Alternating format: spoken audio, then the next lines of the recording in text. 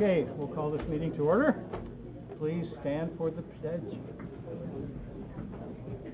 I pledge allegiance to the flag of the United States of America and to the republic for which it stands, one nation, under God, indivisible, with liberty and justice for all.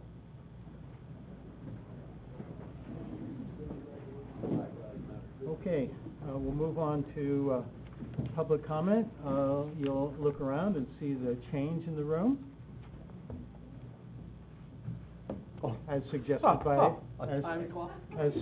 by Richard Thomas. Okay.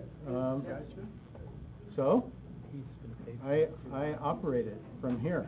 Use that sports spiel, you know. And there's a trap door that we built into the floor that is right under Michael's feet. That's not unusual. Which I control from a different button under the table. So 3 minutes, a buzzer goes off. At 3 minutes and 5 seconds, the trap door opens. Fair enough. Fair enough. Where's the clock? You have a fast forward. Where is the clock? Have a fast forward? You have a fast Oh, I see. kind of like a VCR. Okay. Good morning, So- Michael Hillwell. I'm a resident of Division 1. I want to thank you for live streaming and archiving. Hold on. And- I got to figure out how to work this. There will be a review of the clock and the settings. Come on. That's okay. I won't Okay, take that's 3 good. minutes. Let's start. And that's good. Thank you. Now, please proceed. So, I'm sorry. I want to Michael. thank you for initiating live streaming and archiving. And since some people will be counting the number of hits, I'm hoping that the website will be well populated and that we will go back and use it as the resource that it can be. At the last board meeting, the public comment period went for more than an hour. And much of it was... 2.5 hours. Okay. I didn't last the entire time. Much of it was people offering to help NID address issues, including everything from vegetation management to the security issues at Scotts Flat. During the comments period, the general manager announced a workshop on the Scotts Flat security situation. It's my belief that NID needs to take a page from Nevada County, Nevada City, and Grass Valley and hold workshops before implementing solutions that impact the community. Most recent example would be the Edwards Crossing Bridge, where the Department of Public Works held a workshop in order to receive input as to how people want to see that bridge rehabilitated. You'll learn ideas and impacts in informal discussions with the community. Professionals don't know it all. For example, the solution that was implemented up at Scotts Flat would have had a detrimental effect on one of the biggest fundraisers that this county holds every year, and it didn't appear that the staff knew that. In a workshop, that would have come out and we could have avoided the situation. The last item I want to raise is concerning the budget for next year for legal services. The budget for the current year is $250,000. The proposed budget for next year is $300,000, a 20% increase. At $200 an hour, which is unfortunately a going rate for hiring an attorney these days, that's 1,250 hours for the current year, 1,500 hours, 20% increase next year. To me, it prompts the question, why will NID need 250 more hours of legal counsel in 2018 than they're experiencing in 2017? And I think this is something the board ought to take a look at. Thank you.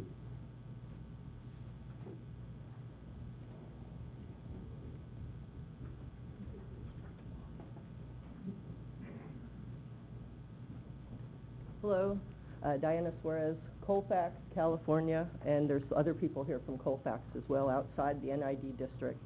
I would like to bring up the subject of Hemp Hill Dam. It's an ongoing project that's been sitting for many years. It would offer salmon habitat. Is this counting down? Is that what it is? Okay. It would offer salmon habitat Yeah, and, the little buzzer goes off when you reach 0. okay, I get 5 more seconds for the interruption. Well, All right, I'll give you 5 more before I anyway, hit the trapdoor button. Okay, Hemp Hill, 34 seconds. Hemp Hill Dam is been sitting here for a long time. NID has been going round and round claiming there's regulations, and I read a couple articles about it. One of them was in the SAC-B from 2015, and I got some personal communication from Chris Schutz, who was a negotiator for the FERC. Tina Bartlett, a district regional manager for the California Department of Fish and Wildlife, encouraged the Water District to apply for grants from Proposition 1 Water Bond to offset the costs of building a fish passageway at the dam, which she described as the ideal permanent solution. NID did not do this. Instead, and it would have cost $177,000 to remove the dam, according to Jack Sanchez, but instead, NID recently received a $177,000 grant to study removal of the dam. It seems that they are searching for a long-term solution works better for NID than solving the problem. NID did apply for a grant for the Proposition 1 water bond for nearly $12 million, but it wasn't to build a fish passageway. It was to erect another expensive dam, taking out riparian river habitat and blocking any future possibilities for salmon spawning. There's already a dam below it, 2 dams below it. Someday, maybe, those dams will go and the salmon will spawn again in the Bear River. These guys are saying no because they have no hope for the future and hope for our salmon. Our riparian, it was Can't get to the ocean, it's far west. yeah, well, maybe if there was forward thinking and ecological stuff going on, it would. Instead of focusing on the issues at hand and working from the ground up to enhance salmon habitat, NID has taken a dam proposal that they claim is for local water storage and refashioned it to try and fit whatever works at the moment. One thing is for sure, this dam isn't about improving salmon habitat or recreation.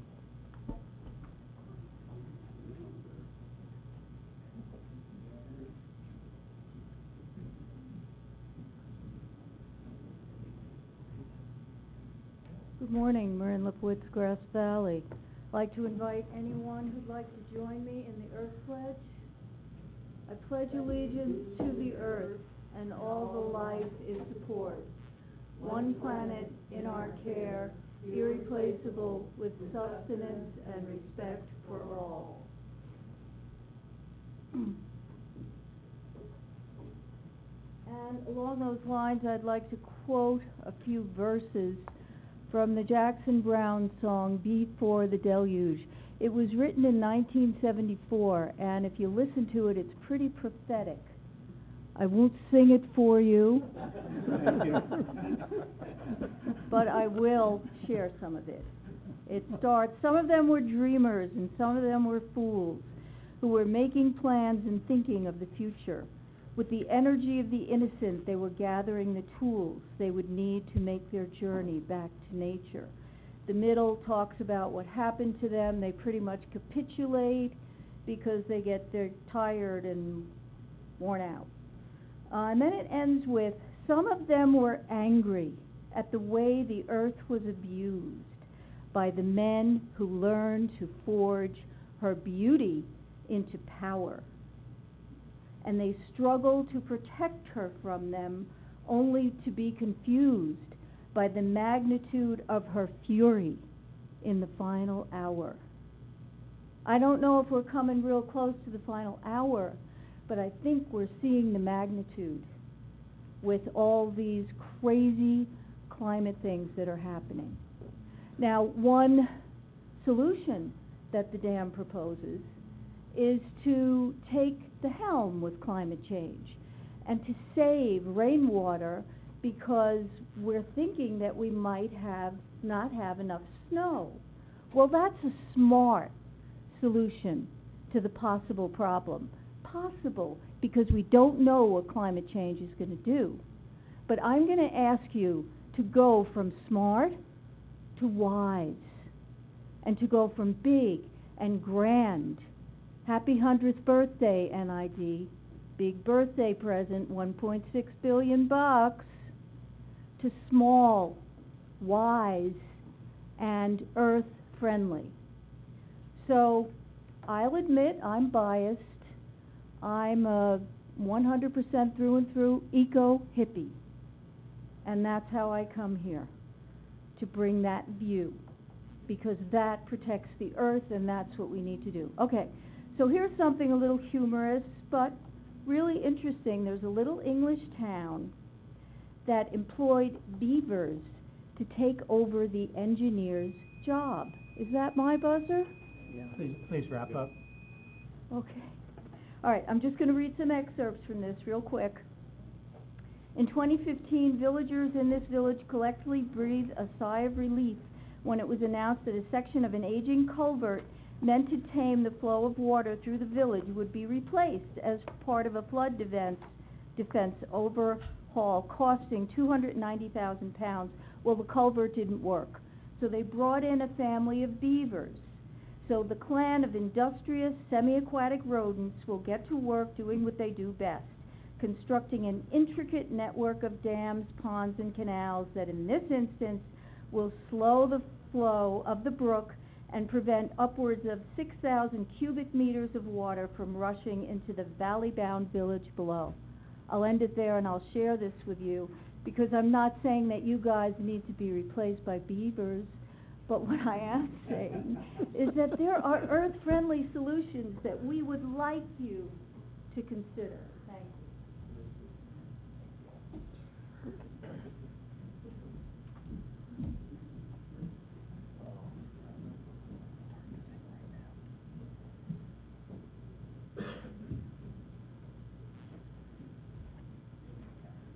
Good morning. Mike Pasner, Indian Springs Organic Farm, Penn Valley, farming with NID water for 31 years. Back to two main topics for me. What is the Centennial Reservoir and power? These are initials for the crab dam. This needs to not happen in our community and will not happen. The people will rally and it will become a false hope of NIDs. We will stop this dam. You guys need to realize that and move in positive directions using our ratepayer money for better things. Second thing is the herbicide use for NID. There is some forward progress, which is wonderful.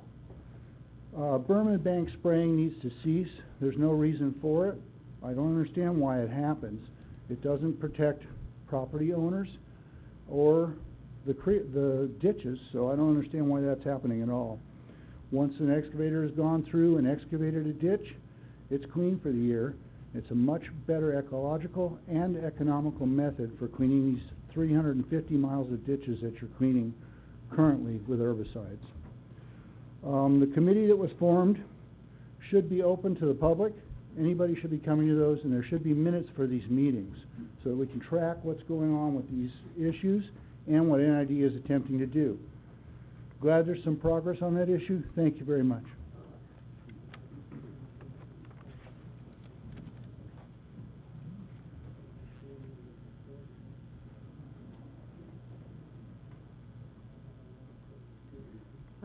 Carmen Mateo. It's hard for some of us not to see the dam issue being a huge real estate scam between the signs in Auburn advertising future waterfront properties, and AOCOM, the engineering company, having a huge real estate branch. So that is another thing that we would like to find out. You know, is this just a big, huge real estate scam? Because again, we do not want this kind of destructive dam in our area. Thank you.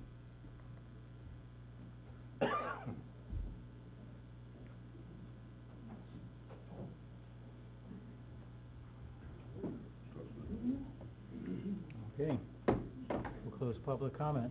And move on to consent agenda, please. Oh, be slow. I, 3 minutes? absolutely.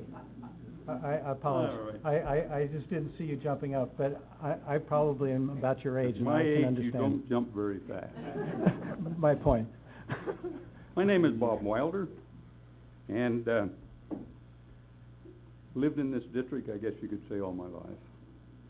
During that time, the last 60 years, we have bought NID water. I remember when the Yuba Bear River project was voted in by the people in the district. The bond issue was given, accepted, and we got Rollins Lake, Jackson Meadows was worked on, raised the Scotch Fat Reservoir, and many improvements was made. Now, mind you, that was, close to 50 years ago now. If it hadn't have been for the farsightedness of those people at that time, we would be in a terrible shortage for water right here in the district today. The founders of the NID were so farsighted that that is the reason why we have the population in the NID in the district today, because they saw the need for water. That need is not going to get any smaller. Here not too long ago in our local paper it says Southwest, U.S. preps for 120-degree temperatures. Water, water, more water.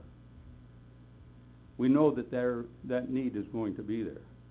And from the sounds of things this morning, global warming is foremost in a lot of people's minds. There's a difference, I believe, in global warming and climate change. If you go over to the courthouse in Nevada City, you'll see a cut out of a redwood log about yay high. And on it, it's got things that runs out, and it talks about the time when Christ was born and all that. Look closely at it. If you do, you'll see there's places where those growth rings are right together. It's one big black line. And then look next to it a few years later, and they're wider. Why? Water. We had water. We have to have storage. The Centennial Dam was thought of a long, long time ago. A fellow that I knew, and I ran cattle on his property, leased a piece of ground that belonged to the Nevada Irrigation District down off below the Taylor Crossing Road off of Dog Barn. And that was 60 years ago. So the NID was already gathering and thinking about the needs for the district. I hear this about the water is going to leave the district. All the water leaves the district sooner or later and runs downhill. I believe that by being able to have construction storage at a lower elevation, we can come up with the reasoning to hold our water at the higher elevations, because the state will tell you, and has told us in the past, cut your water consumption. I remember one year I was irrigating pasture, and my water was cut to 1 1/2 inches a day of inches of water. I changed sprinklers in the moonlight to try to keep the pasture going, so will most of the livestock that we had. The district did everything they could to keep the water here, but it all was ready, already had an earmark for Southern California. Lady and gentlemen, I thank you. Thank you very much. Thank you very much, Mr. Wilder. I need a 1 minute break. No clapping.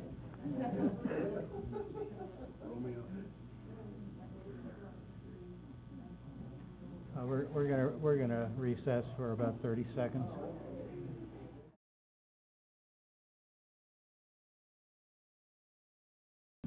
That blatant display is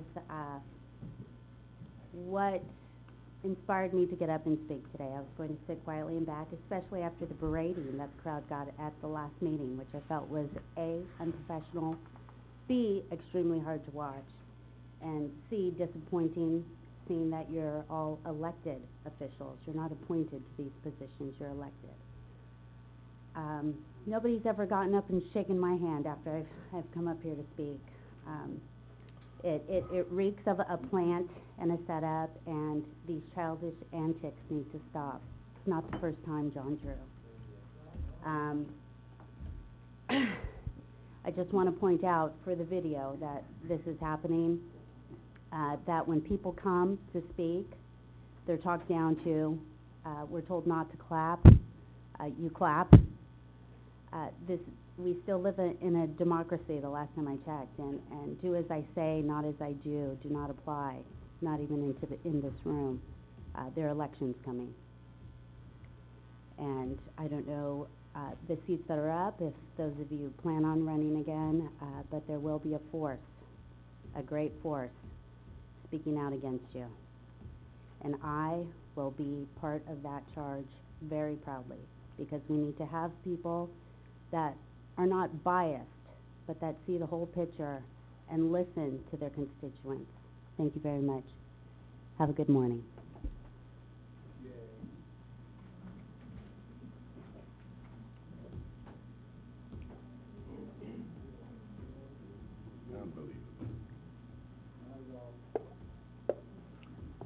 Okay, anyone else? Excuse me? Oh, We have an awful time hearing the speakers up there. Can the mic be turned up a little bit or something? I'd like to hear what's being said. unfortunately, the microphones are mostly for recording purposes and not for amplification purposes. For those of us who are a little hard of hearing, I apologize. A lot of it is proximal, so those folks that come up to the podium to speak, pull the microphone towards you, and then that will resolve that problem. You can't hear me? Okay. And luckily, this is all being recorded, and if you're interested in hearing what was said after the fact, it is easy to do. Thank you. We'll move on to the consent agenda, please. Motion to adopt the consent agenda? Second. Okay, roll call, please. Division 1. Aye. Division 2. Aye. Division 3. Aye. Division 4. Aye. Division 5. Aye. Okay, now we'll go to general orders. We'll listen to a presentation from ACWA regarding the storage improvement. 1 second, Mr. Chair. Staff requests that item number 5, the Orchard Springs Campground store replacement project, item be removed from the current agenda. Okay, Thank you. we'll do that without objection. What? Great. What? M&R had some concerns about the cost as well as the quality of the contractor, so we're going to have staff go back and review that and then report back through M&R. So it's going back to committee. Yes, sir. Okay, that's a reasonable request. Thank you. Mm-hmm. And that would be a full sentence. Okay. Now may we go to the ACWA presentation? Board, it's my pleasure to introduce David Boland from ACWA to present the ACWA study.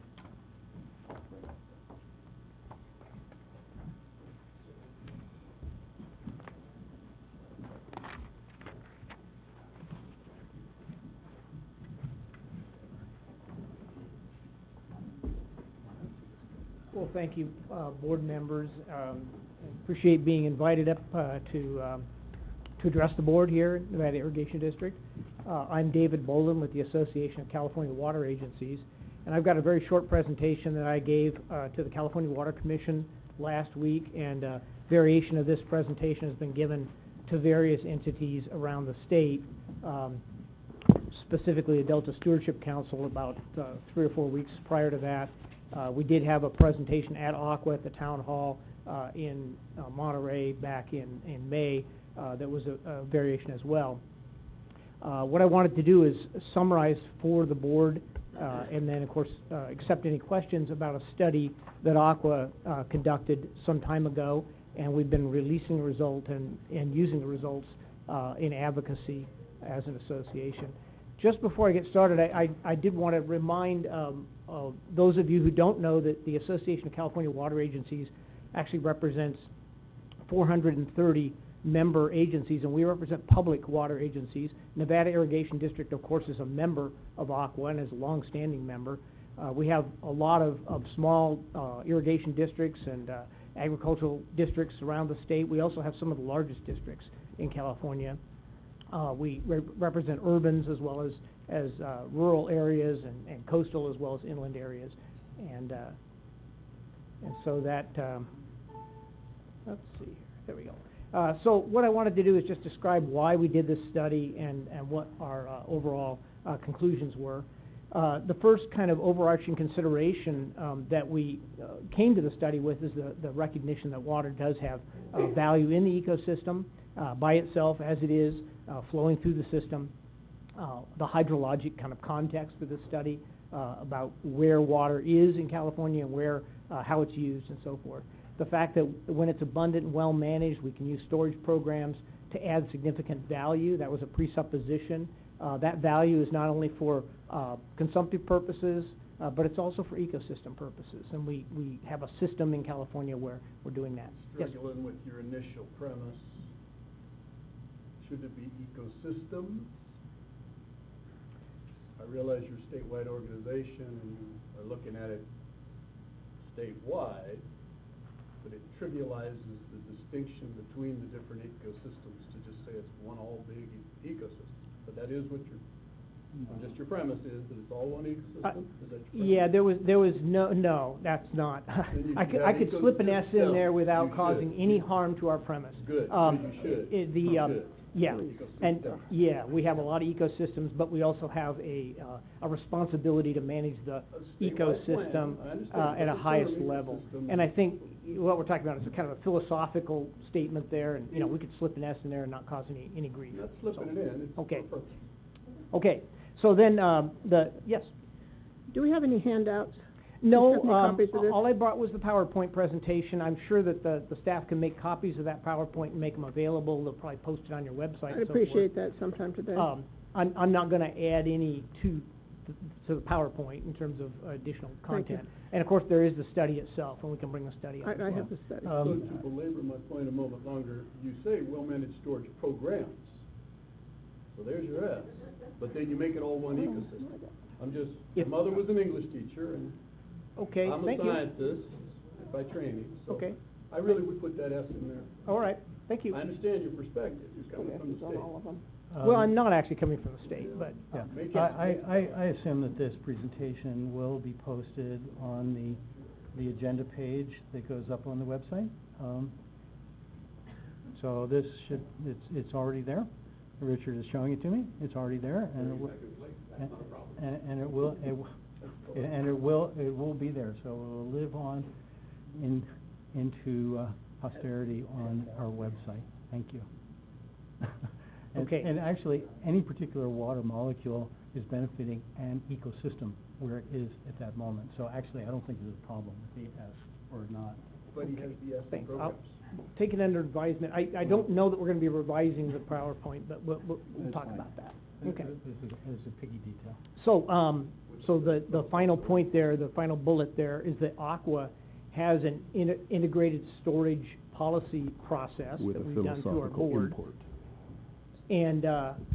And we wanted to investigate the potential for integrated water storage in California, managing that storage as an integrated asset as opposed to individual project kind of focus.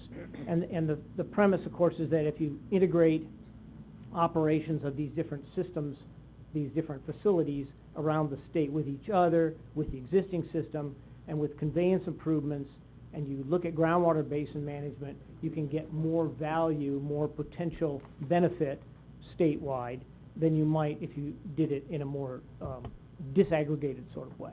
Is that the you just said point? It. Okay, yeah, thanks. that's what your premise was. Right. So, so what we recognize also is the fact that we've got a kind of a principle that we're managing by in California. It was first articulated in the Delta Plan as a co-equal goals, and the idea there is that the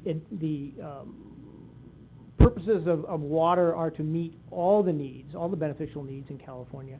An ecosystem has a co-equal status, ecosystems have a co-equal status with our consumptive uses of water in California, and that's enshrined in the Delta Plan. And I wanted to just kind of put a policy context thing. This is kind of a chronology. This is an attempt to just from an ACWA perspective, again, our association perspective, of what are some important policy documents that informed our effort, and then just where the effort fits in. And the bold there kind of highlights where we are in the process.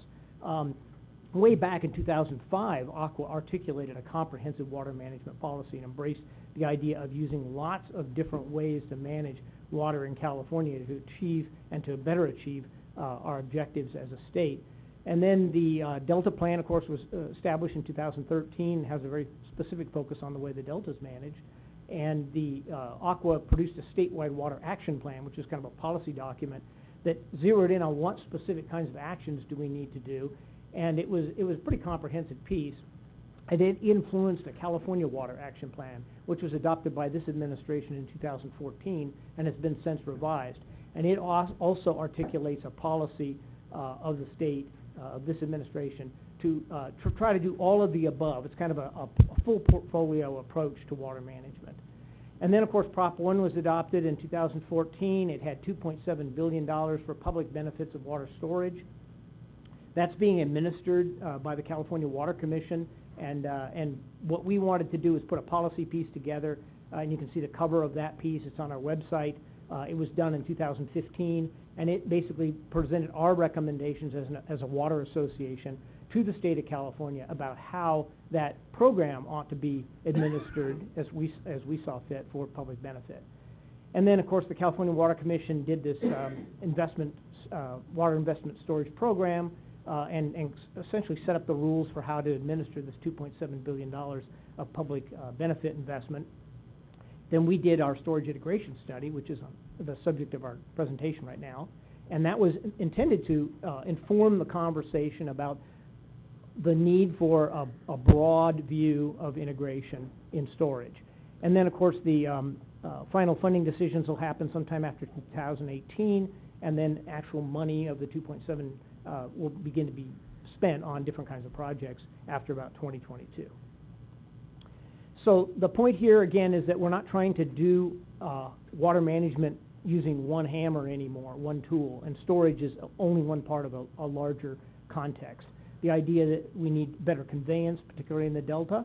We need better groundwater management, and we have implementation of our Groundwater Management Act. And we need stormwater capture, much greater than it's being done now. We need recycling and desalination. It's being done, but it can be done more and more effectively. We need headwaters management, forest management, to protect that resource and to make sure that we have resilience through time. And then water transfers and markets need to be established. Some of them are in place, but we could do better there. And then, of course, demand management, trying to do more or as much with less water, or to use the water we have more efficiently. And all of those things are on the table, but they weren't the subject of the study. The study itself just focused on a hypothesis, which was that if you add a bunch of new storage, new projects that haven't actually been built yet, to the existing system, and you integrated that management, and you administered it as a system, you could get additional benefits, which would improve both ecosystems resiliency, as well as water supply reliability statewide. And so we hired a consultant, MBK Engineers. We did a modeling exercise. And the reason we wanted to do this was there had been talk at a policy level about how important new storage is, but there'd never been a quantitative study of how much new storage and where would it be and what could it benefit, what kind of benefits could we find. So we got a group together within ACWA of ACWA member agencies that had different kinds of projects, that many of which were being advocated as potentially part of this $2.7 billion of public benefit for storage, but several projects that ended up not being in that mix. And so these are the projects that we analyze within our study, and they have certain attributes, certain sizes that we brought into our model, some of which have changed since we actually did this modeling work. And this is like 2 years ago that we kind of canvassed for these projects.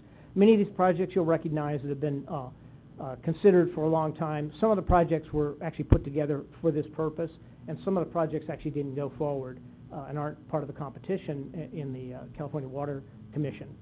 In addition, there are 6 new projects that weren't in our study that are now part of the California Water Commission process.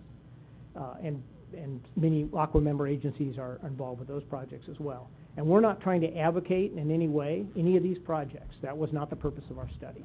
The purpose was to look at a portfolio or a suite of projects and do a quantitative analysis. And so in addition, not only did we add the storage, but we also did the modeling to add water fix as a conveyance improvement in the Delta, and to see what the difference would be with and without it. And so we have some results that we can share with you. So these are where the projects are in the system. You're well aware of your location. There are other locations for these other projects, and then they fit into an existing system. The result is an addition of about 3.5 million acre-feet of combined new storage for all these projects. A lot of them are very small, a lot of them are very large, and some of them are groundwater, and some of them are surface water, and some are conjunctive. The first premise that we had to run to ground was whether or not there's any water to actually store in these reservoirs. And one of the popular understandings of storage in California is there's no additional water. And of course, at a molecular level, that's the case. But what we wanted to do was identify whether or not there was water conceptually available in the system that could then be used for storage. And what we did is looked at different water years. One of the important things that we all recognize in California but really jumped out in the study was diversity of water years. So we classified the amount of water available by water year, and you can see the relative amount, and you can see, of course, the scales vary, so it's a little bit hard to compare these things. But basically where the arrowheads are in the system are approximately where we found that there was some water conceptually available for some of these storage projects.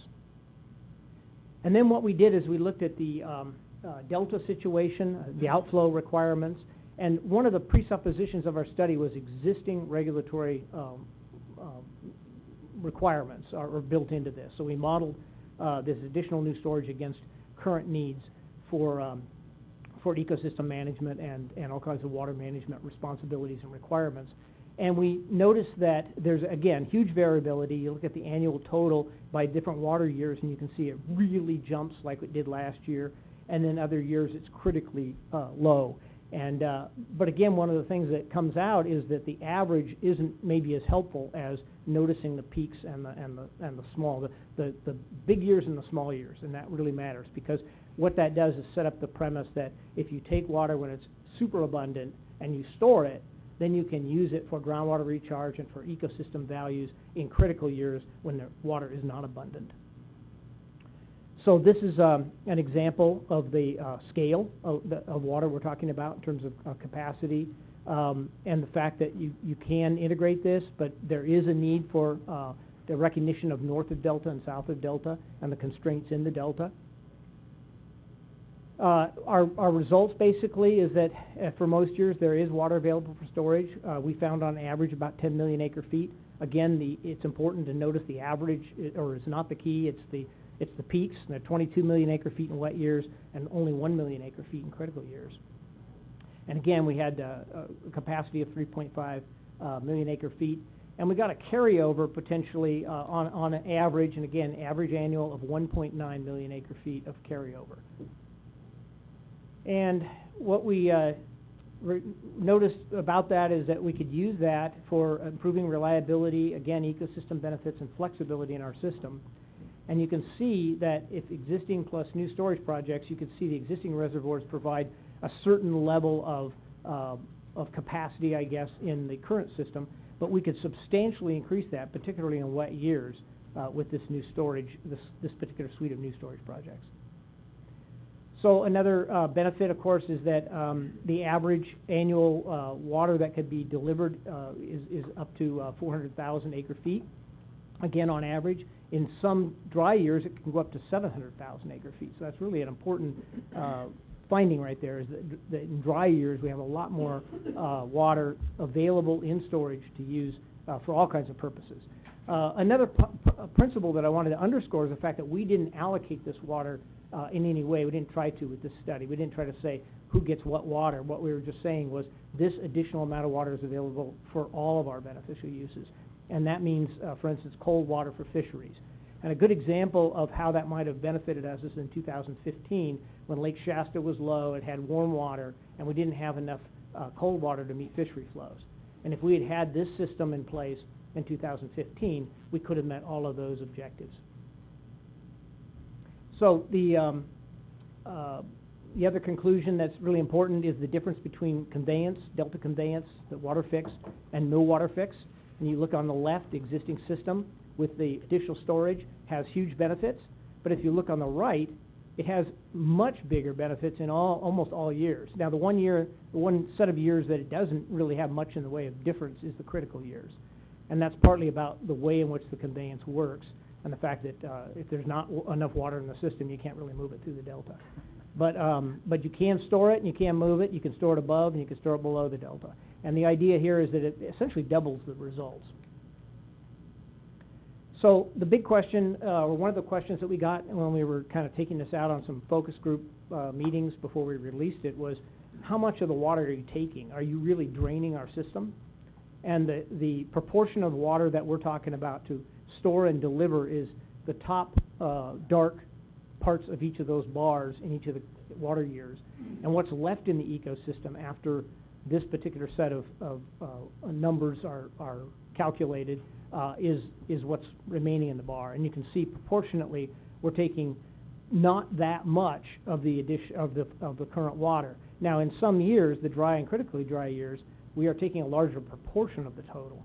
But in most years, it's a relatively smaller amount, around 10%. It goes up to about 20-some-odd%. Another huge finding that's important to California as we try to implement the Sustainable Groundwater Management Act is the idea that you can use some of this water for groundwater storage. And so the way the model worked is that we allocated some of it, or we suggested that some of it could be used below the delta to recharge aquifers in the San Joaquin Valley primarily. And that if you did that, on the average, you could do about about 250,000 acre feet per year. That's the red line, under existing conditions without any changes in the delta conveyance, but just this new storage set of reservoirs, and just operating it to move some of that water into groundwater. But if you have delta conveyance improvements through the delta fix, you could again almost double that result. And over the entire modeling period, which was an 82-year hydrologic cycle, historical hydrology up to the present, you can see a pretty significant benefit of putting away that money in sort of on a compounding interest sort of basis, and putting a real dent in the groundwater overdraft situation. Now, it's not a silver bullet. It doesn't solve groundwater overdraft. We can't keep using the water like we are using and just expect storage to do the deal. It's going to take a full suite of effort. So some examples of integration in the CVP State Water Project system. Again, protecting the storage that is already in the system. Some of the reservoirs like Shasta and Oroville, very important assets, and protecting those assets by using this additional storage that would be added. And then again, cold water resources and temperature management, as it jumps right out. Examples of the projects that are in our suite of analysis include the site Centennial, American River Conjunctive Management projects, kind of above the delta projects. And then on the below the delta, the idea of export service area could be improved. You can improve flows in the delta itself. You could also achieve groundwater sustainability and make a contribution toward that, as we showed in the last slide. And some of the facilities that are in our model that contribute more on that side would be the ones, of course, south of the delta, Los Vaqueros expansion, Temperance Flat, Tulare Lake, which is kind of a reservoir in the lake basin bottom, and that's a proposal, and then the Kern Flat, which is a conjunctive project on groundwater banking. So the conclusions, again, significant conclusions are that significant water is available, that we have capabilities to operate the system in an integrated way, and that if we were to invest in these projects or different projects, but in an additional storage sort of focus, and integrate that with the system, that we could get these kinds of benefits, and that these benefits are pretty significant and need to be considered as we go forward.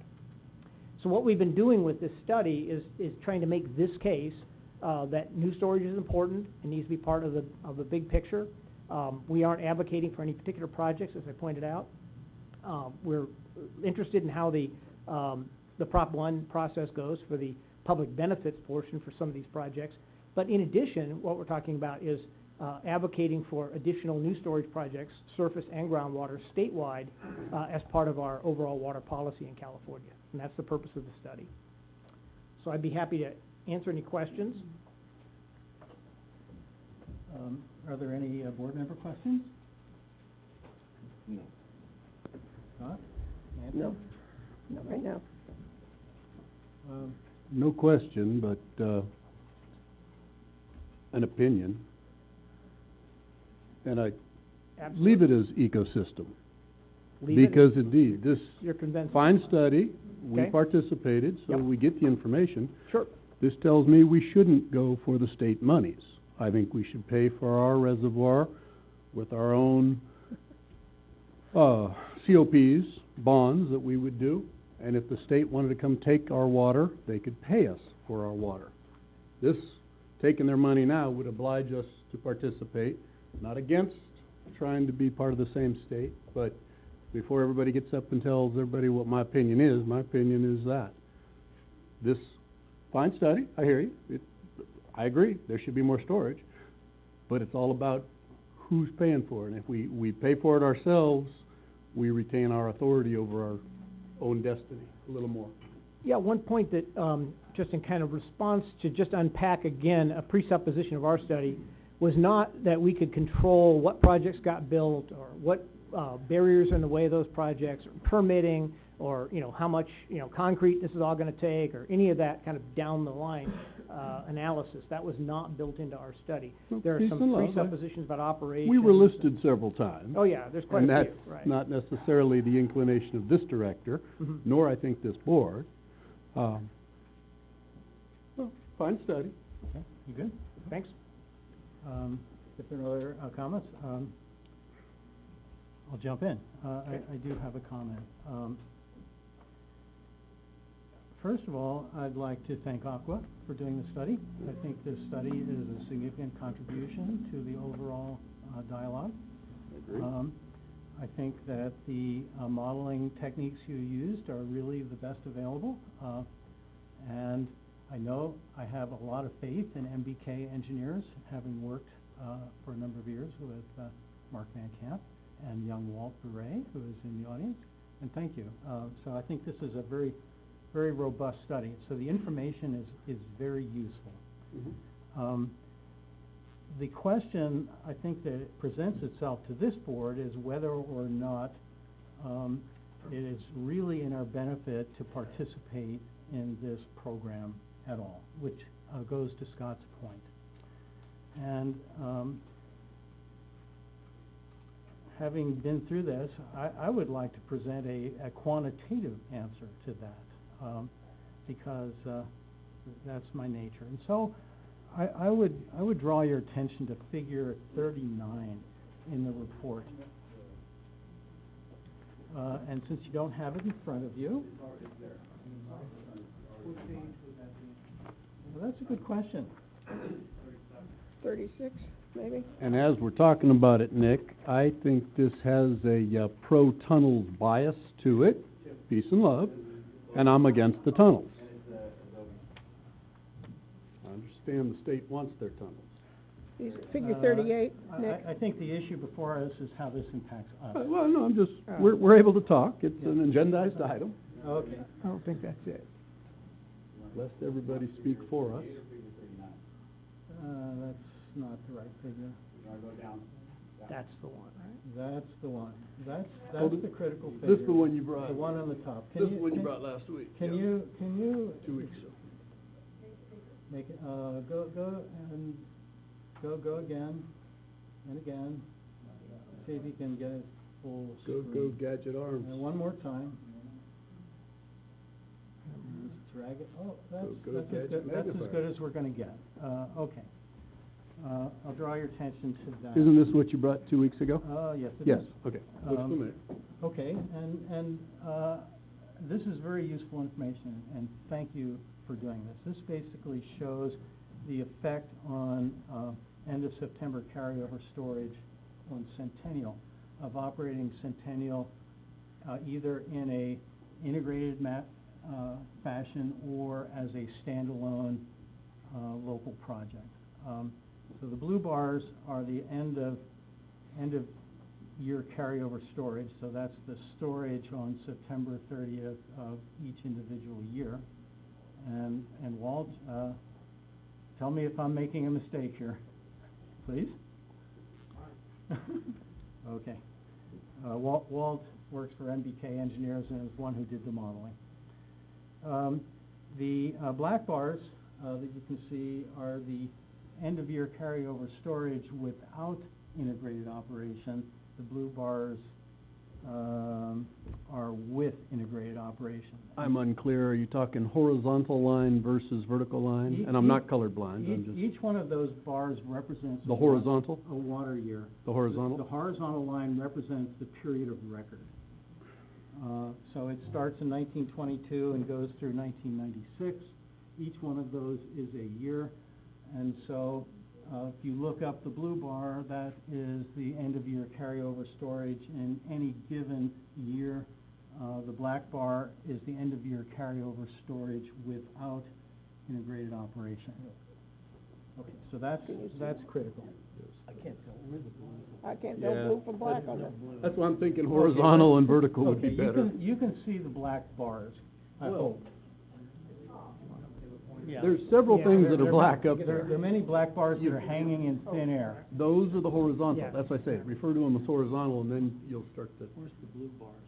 The verticals. Well, the blue bars are the The verticals.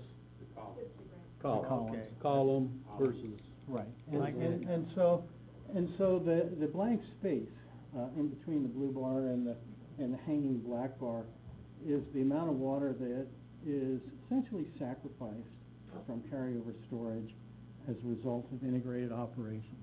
Okay, so you're all on the same page. Okay, this data set is not at all difficult to analyze. A second grader can do it with a engineer's rule and a compass to act as a caliper. Very simple. What it shows that in all years over the period of record, the impact on NID's carryover storage is about 472,000 acre feet. So in other words, we're sacrificing 472,000 acre feet of water during the period of record by participating in the integrated storage program. Okay? Now, if you look at these years where there's a big difference between the blue bar and the hanging black bar, most of those are critically dry years. And so basically, in critically dry years, in year 2032, critical year water has a market value, let's just say for sake of argument, and I think Walt will either shake his head or tell me no, arguably has a value of about $1,000 an acre foot. Okay, he agrees with that.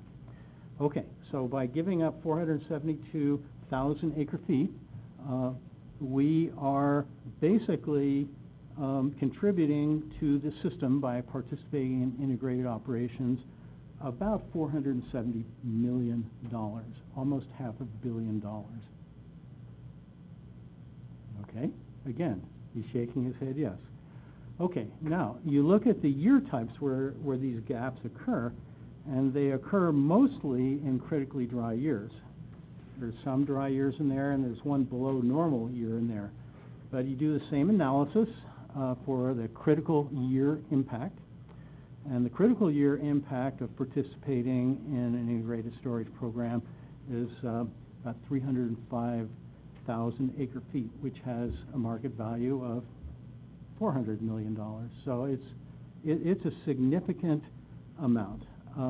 Now, if you were to, for sake of argument, sell that water on the open market, it would have a value of almost $500 million. What are we getting for participating in this program? We're getting $11.9 million. Okay, so by participating in this program, we are giving away the 97.5% of the value of that water. So that's the bargain. You get $11.9 million to help build your project. We take from you about $500 million worth of water to tide the system over in critically dry years. So I agree with Scott. Okay, so go there and say what you think. I wholeheartedly agree with Scott. I think this is a bad deal, Yeah. For this district. Would be. We're not in a deal, it's would be. May I, when you're ready? I just Please, wanted you please. to know I'd like to, okay. Okay, I will call on Thank you when I'm finished, thank you. Thank you. I'm not finished. So, but Well, I will wait. I will call on you when I am finished. Okay. And so, you know, this is a serious issue for us. And I wholeheartely agree with Scott. I think that this does not look good for us. I wanted to put some numbers to it, because it is a bad deal. Now, participating in the study, for us, I think is a fine idea. Yep. I think that one of the important things this study shows is that, according to your modeling, there's 259,000 acre-feet of surplus water in the system. That's presumably water above and beyond the needs to satisfy all water rights and in-stream flows in the system. In our system. In the Bear River system. That's right, that's all the way, that would be spills from Camp Far West, so that's the whole And- Bear River system. And I would note, Quick, Chris, no, where does ju- that just- water go? That flows down the Bear that goes- River that- and that's- hits the that- Feather River, Sauk River, into the Delta. That mostly flows to the Delta during periods of the year when the Delta is in excess conditions and the water in the Delta is above and beyond water quality requirements in the Delta. Would you agree with that, Walt? For the most part, there are times when Mhm. Camp Far West spills and the Delta is in For balance. the most part. Yeah. Right. That's true. So in other words, the point of this study is that there is excess winter water available in the system. But we've all known that for years. And so what storage really is aimed at is to basically to move water from periods of surplus to periods of deficit. And that's the California way. Yeah, we have, like Dave Bowen showed, there's a lot of times when we have back-to-back dry years, and there's a lot of times we have a lot of surplus in the system, and the whole idea is when you have a lot of water to store it, and then you have it when we run out, and that has ecosystem benefits as well as water supply benefits. One of the things I do want to point out, whether, you know, how the NID folks decide to invest and what the best economics are, one of the things that come out of the study is that there are times that you meet all of your demands within your system with the new storage, and there are opportunities for neighboring districts, say for the American River Basin, they may be able to purchase some of that water. And of course, there's a lot of agreements, wheeling agreements, and using facilities that may not be NIDs. And that funding source, as you point out, could be very significant in paying for the reservoir. And it can provide ecosystem benefits. And some of the things that we did when we did the study, we didn't look at where this water would go ultimately. If Folsom was low, and they were having problems meeting temperature for, they have steelhead that stay in the river all year, and temperature for fall run spawning is an issue when Folsom's low. In the years that we brought this water over to Folsom, it had a significant temperature benefit. I understand all those points, and I'm not in disagreement with them. Yeah, but I think Scott's point is that if we're going to contribute water to the system, that's water for which we deserve. You get paid for, absolutely. So you can adequate sell compensation. You can And sell the I water. do not believe that under this program, the integrated water storage program, we are being adequately compensated for water that we are being expected to contribute. Well, yeah, That's we my didn't. point. We didn't identify. I understand. Okay. I understand, but you know, our conundrum is whether or not to move forward with this process, and frankly, I'm not seeing much benefit for us. Yeah, you're making great points, and I think, you know, for us, that it's not about the economics. For us, we just said, I understand. You're a modeler. It identifies the opportunity you have to market that water when you have it, And if you're investing it yourself, you have that opportunity to market it. And what I'm pointing out here is that there's a lot of opportunity for you to market it when you have water in excess of your needs. So there is that opportunity. And we'll just leave the discussion right there. Sounds And good. thank you, and I will say, I have full faith in your modeling, Walt. You are the best in the business. Nancy's been waiting. And Nancy's been waiting, so. So, my question's for Mr. Boland, please. In this area, we really don't have any aquifers, so we have only surface water. You're probably aware of that, but I just want to make that. Fragmented, individual wells. And we have an economy that's largely based on water. We have small farms, we have large ranches, we have wineries, we have a new farm-to-fork movement with farmers markets. It helps stabilize our economy, water does. So when I look at the statewide integration, which I think is a great idea to look at it that way, because certainly there's a history of that not having been done. And so I think that's important. But given that the state water code prioritizes in times of emergency that there are just some bare minimum coverages, and those would be for human consumption, sanitation, and fire protection. That says nothing about ag water. That is treated water. That is water for urban users, mostly.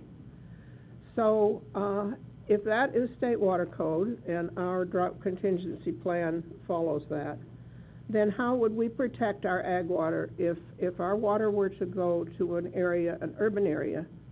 How would we protect our ag water? So you've raised some, I guess you call it policy questions that are not answered by this study. And I guess if you're interested in my opinion about it as an association, statewide association, I can give you that. With all your experience. I'll do that then. But just to make sure that no one expects to find the answers to your questions in this document, because Right. it doesn't propose to even, it doesn't answer those questions basically. But getting back to the idea of local management, I guess, of the resource to make sure you're meeting local needs first, that's certainly I guess job one for all of our member agencies. We are an association of local entities like NID. And in terms of our overall kind of as a statewide association, we're trying to look at how can the state, and particularly in the interests of its member agencies and the ratepayers they represent, achieve, I guess you call it more resiliency to deal with those kinds of stresses that you bring up going forward.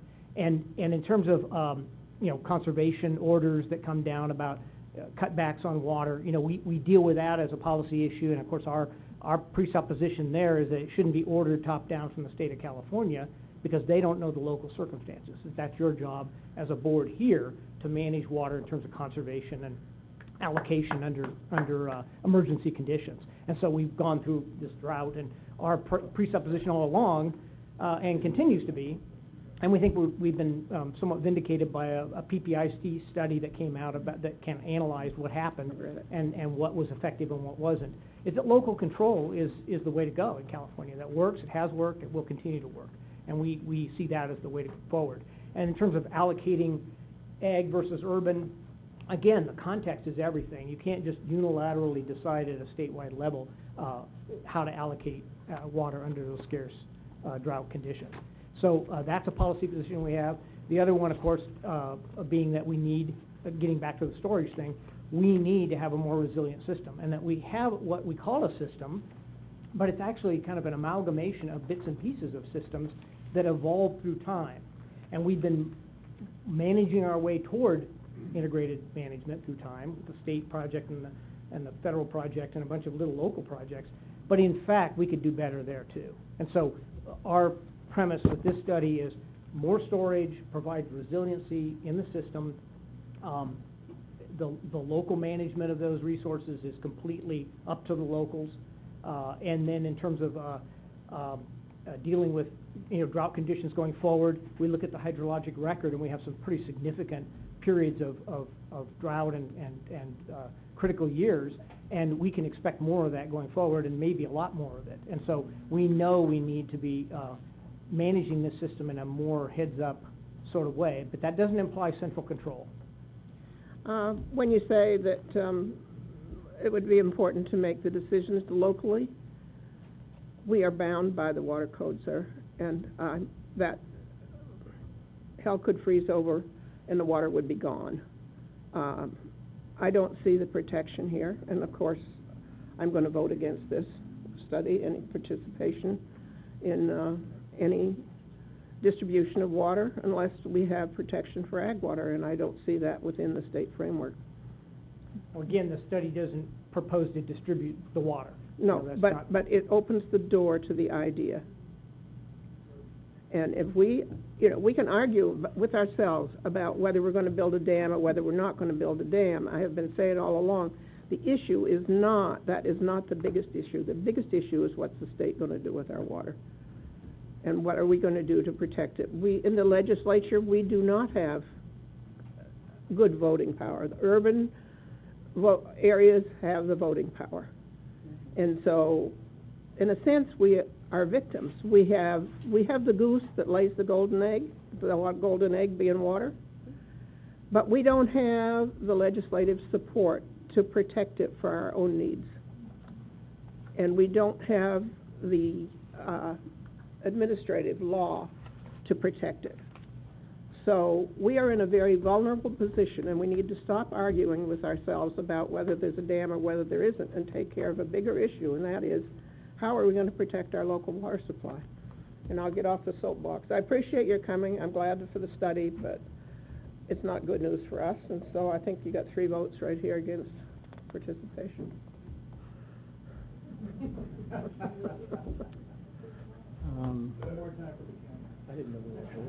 Are there any other board questions? Staff, do you have any comments? No? It's an old college trick. Okay, I'll open it up to the public. Please Wedding ring? please restrict your comments to the ACWA study. You don't have to raise your hand. You can just go. Go to the microphone so you record it.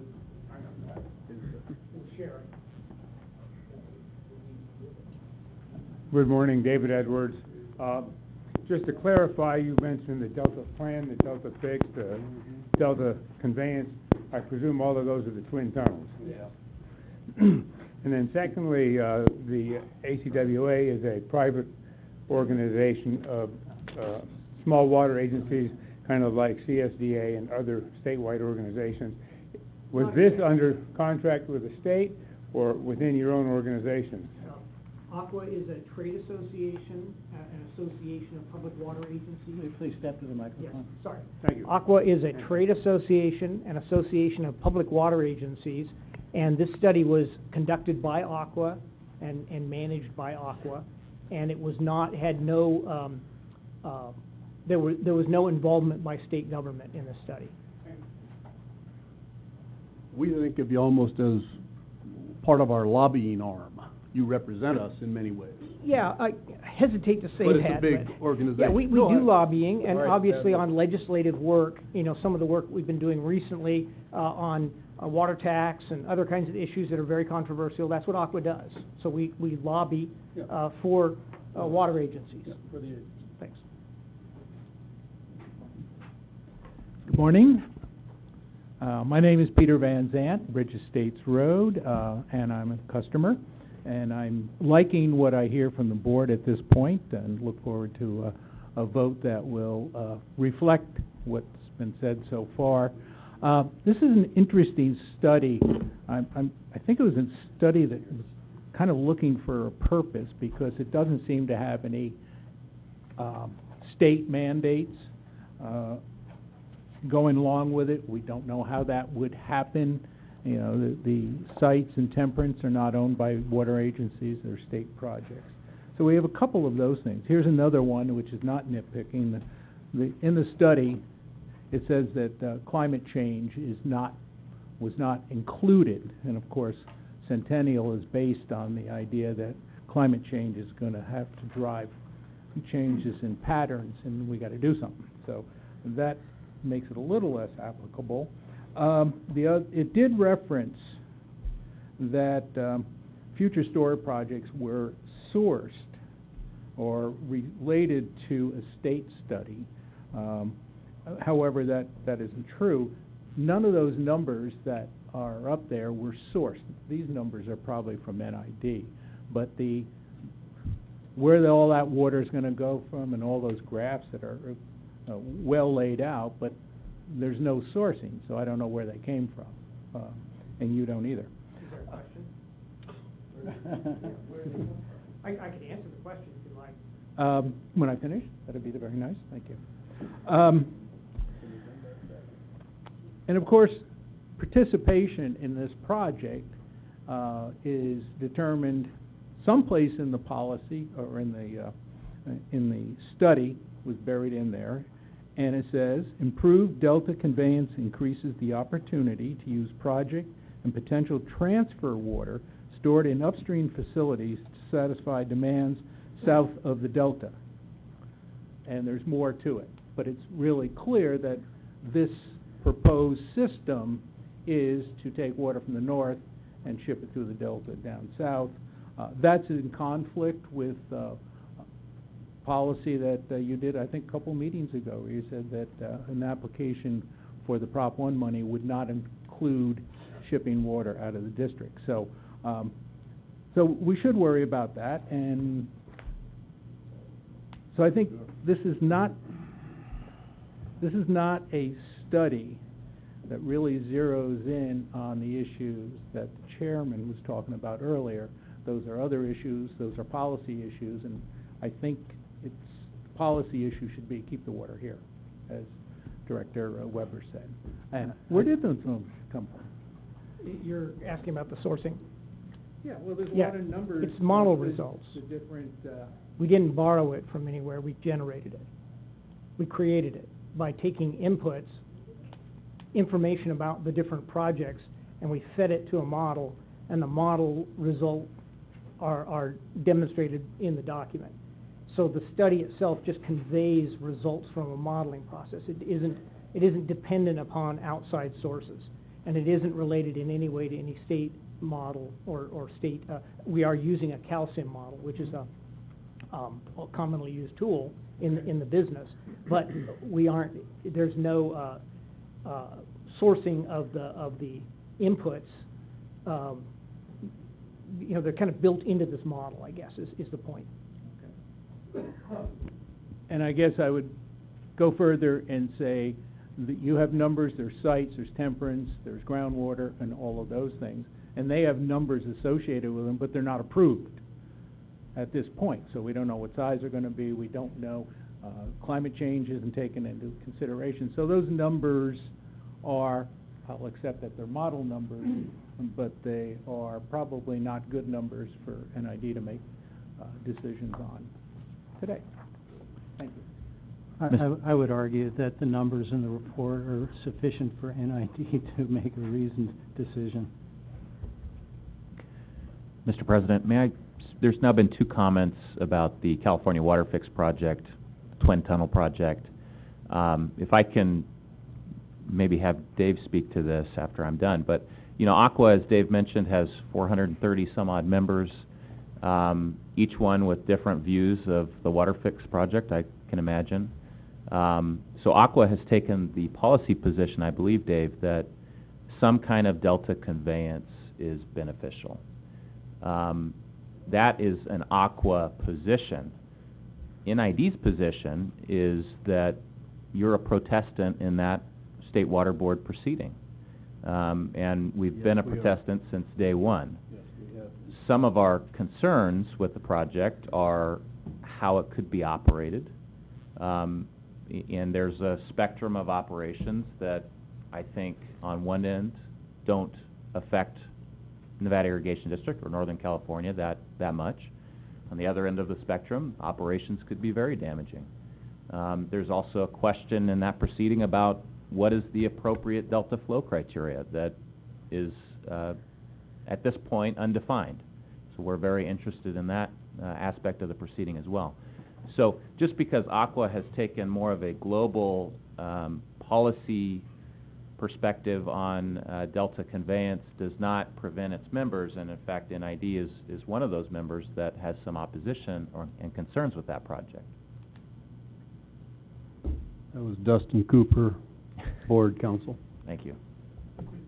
And just to confirm, this is Dave Boland, Dustin's summary of ACWA's position, that is the case with the Delta Fix project. What we did was, it was just put it in as, again, part of this modeling exercise, with and without. It's just an analytical decision we made, not a advocacy position necessarily. The point here is that what we're advocating, the point of the study actually is to advocate that more storage added and into the system and managed in an integrated way has these additional benefits.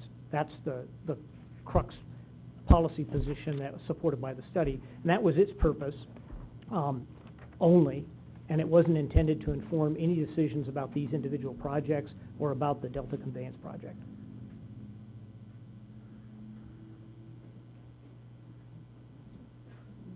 Good morning. John Bowles, candidate for Division 2. Just to tag on a few things that were said today, I appreciate the presentation from ACWA, and I think it did really bring to light some of the concerns that we all have, and I'd like to commend Ms. Weber and Nick and Scott for their comments, and hopefully the votes will reflect those comments. This truly is a roadmap, as Nancy said, and I feel like I'm beating a dead horse, but it really is a roadmap, and it's really about our water rights, more importantly than the dam. The dam certainly has many issues of great concern for many of us. Just something I thought of yesterday was, you know, it's been proven that most of our reservoirs have perhaps up to 50% blockage with sediments. You know, even if you said they were 20, according to the U.S. Geological Study, up to 50%. Let's just say it's 20 or 25. I mean, just between Rollins and Scotts Flat alone, that would free up another 29,000 acre feet. So the project you guys are doing at Combi, I think, is good, and I think that leads us into the fixing the other reservoirs and increasing our water storage substantially. We're also doing that at Rollins, John, removing sediment. I'm aware of that. Okay, all right, I didn't hear that though. Okay, thank you. And you did spearhead that, John? I know. Will has it. Yeah. Before you proceed, Will. There's been several points here about a vote, and I don't see it as an action item. Yeah. Is it an advisory vote, or? No, I agree with Point of order. Will. It's just a presentation. Yeah. There's no vote. So there's not going to be a vote then at this point, right? Nope. Okay, here's the presentation. That's what we're doing. Please proceed. Carmen Mateo.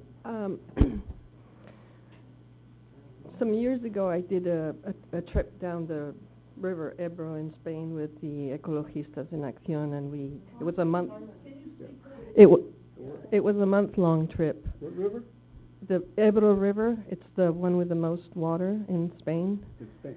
Yes, and every day we stopped and talked to every town people and all the problems that had occurred with dams and quarries, nuclear plants, all along that, chemical plants, all along the same river.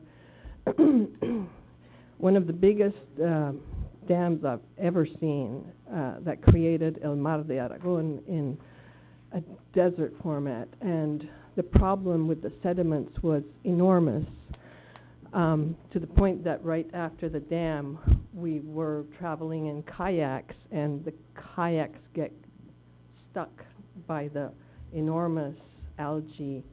They were huge. That and the little tiny fly, which is natural to the area, but because of the lack of sediments, they overpopulated and they became deadly to small children and made adults very sick.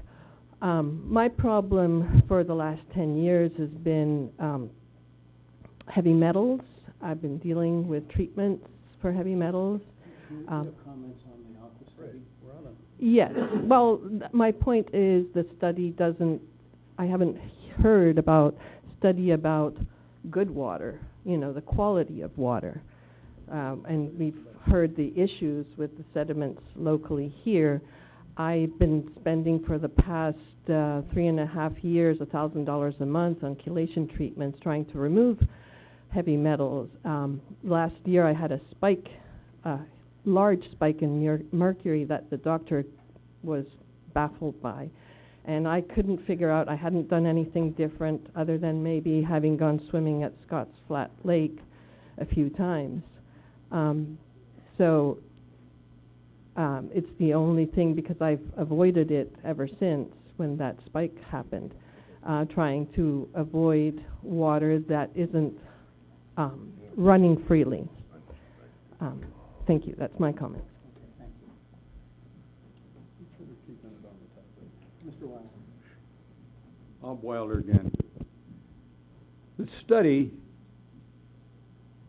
back about 1982 or 83, I happened to sit on the Board of Supervisors here in Nevada County. At that time, I sat on a water committee, statewide.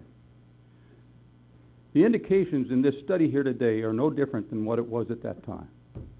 The need is in Southern California, the supply is in Northern California. And most people understand, if they don't, 80% of the water is made north of Sacramento, but 80% of it is used south of Sacramento. At that time, the discussion was at the local level, and there was an agreement with all the supervisors from the north end of the state to the south end of the state that the counties of origin where the water was generated should have first chance at it. After that, surplus water could go to these other places. The whole gist of the study was that we needed storage both north and south. Everything went along pretty good until it got to the state legislature. Then it went to hell in a handbasket. And that has been lost. Now we're plowing the same ground again. And gentlemen and lady, thank you for doing the job you're doing. It's a thankless thing.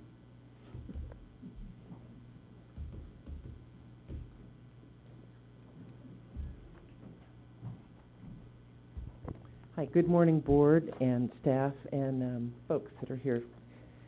I sent this note via email to the general manager. I'm not certain if you all received it, and I'll shorten this up a little bit because some of my questions have been answered. But, to continue the conversation of transparency, I wanted to understand how this study was approved, whether this took board action or not to participate. So that's kind of my first question. Did you as a board affirmatively approve participation in the study? The answer is no. Okay. And the second question then is, did you participate in the costs of the study? Yes. Okay. And how much did that cost? $22,315. Okay, thank you. Let's see. That's just the district share. That was the district share, thank you.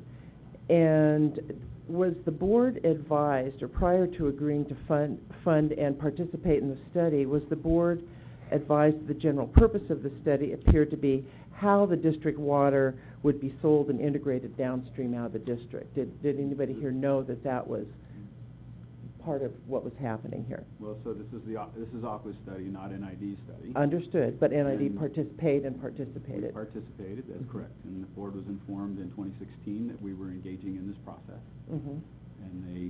As ACWA went through the project, staff was, it was requested from staff that we provide the data for the project for our reservoir. That reservoir data was provided to ACWA. ACWA went through the study and provided the study. Okay. And you sit on the ACWA? I sit on the ACWA Region 3 board. I also sit on the Headwaters Policy Working Group, as well as the Water Management Committee. We also have members on the Ledge Committee and members on the Energy Committee. Yes, I understand. I understand. Thank you very much. And is it usual and customary for the management and staff to be able to commit $22,000 for a study without board approval? Up to $50,000. Up to 50. It's up to $100,000, and yes. Used to be smaller, Okay. it's so expensive, it's gone up, so yes. Okay. The money, So to the answer money the was question, approved. yes. Well, one at a time. That's what I wanted to know. Thank you. Yeah. Thank Yeah. you. Thank you very much. Thank you, Rick. Will, do you want to finish Yeah, that? Yeah, it was approved in the warrants. That's I correct. believe in March. So it was, the 2016. expenditure was approved in warrants in October of 2016. Oh, well, it's close. Every year, right?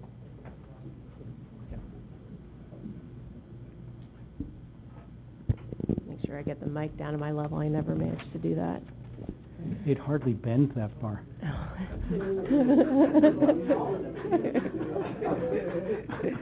Get a box to stand on. Good morning, everyone. My name's Tracy Shannon. I'm with the Foothills Water Network. I appreciate all the dialogue today and discussion on the report and seeing the hydrology and other new information. So thank you for that and having that on the agenda. This discussion has really brought into focus one key question that's underlying all of this, and that has to do with what I've heard of as the board's long-term standing policy to not sell water out of the district. I'm not familiar with the policy. I have heard it here. So I have questions, and I think it's a critical public dialogue that needs to happen here because that's kind of underneath the surface. And it needs to be a transparent process so people understand it. They understand all the connections to what that policy is, what changes it. So I've written down a few questions connected to that. That would be great to answer or think about as part of this process. So first of all, if there is a policy to not sell water out of the district, when was the policy adopted? Has the policy been revisited over the years? And if so, when? Where are the policies like this made public? I actually couldn't find it. I do understand about surplus water declarations, but I haven't found this. How can the public know what policies are in place regarding out-of-district water sales? What is the board's process for changing a policy? And has this board had any public dialogue regarding this policy? Getting this history and understanding together would be really critical, I think, in this process.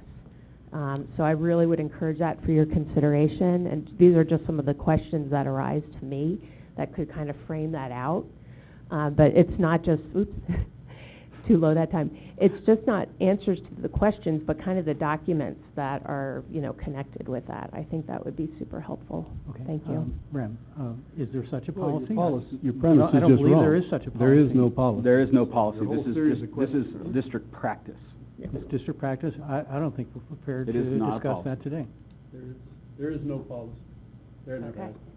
So it's a district practice. I think if it's something for the board to consider, to outline what the practice is and how it's been put in place through the years, maybe how that district practice has been changed, how it's been memorialized, and where can we find out more information about it. Because it's important to say there's a difference, obviously, between a practice and a policy. And a policy has certainty. A practice has no certainty. I don't believe And this there is I don't where think you there would is a sit policy. down with your elected official in Mhm. your division and have that discussion. Right. I've had that discussion with constituents of mine. That's So wonderful. that's the mechanism. You're making it different. No, Not I creating am, something I'm that making doesn't it exist. different It's in not the a policy. context, I'm making it different in the context of what is the framework the district is operating in now and in the future, in the context of this study, in the context of the CWC application. Okay. I do not believe there is such a policy. As a matter of practice, we've been selling water out of district for years to the city of Grass Valley and the city of Nevada City. That's true. Mm-hmm. And That's not, On a that's surplus. not, On a that's surplus. not our water. Not our water. okay, well, So, arguable, but. and also to answer the other question, all district policies are currently available on the website. Okay, and that's where I found that, to be clear, and that's why I read through the policies, because I had heard that it's from coming to these meetings, I had heard it said, so I went through the policies to look, because I think it's critical for this piece. And so one thing connected to that when you're talking about water sales, because I heard this, as Director Wilcox, is how you were responding and asking questions.